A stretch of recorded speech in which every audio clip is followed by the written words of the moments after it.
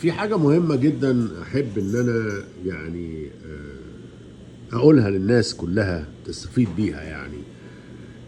وهي إنه الإنسان لما بيحط نفسه في موقف المتفرج على الأحداث، مثلا يتفرج على مشاكل، يتفرج على الحرائق بتاعت لوس أنجلوس أو حرائق الغابات بصفة عامة أو الحوادث بتاعت العربيات، ويقعد يتفرج على فيديوز فيها خناقات وفيها شتيمة وفيها، بيتأثر لأن الإنسان نفسيته وحساسيته عالية جدا، فبيتأثر وبيبتدي يعني يضعف قصاد المشاكل. والعكس صحيح، لما يتفرج على مناظر هادية ويسمع موسيقى هادية ويتفرج على أفلام رومانسية، تبص تلاقي حياته اتأثرت وبقى ميال للهدوء والسلام.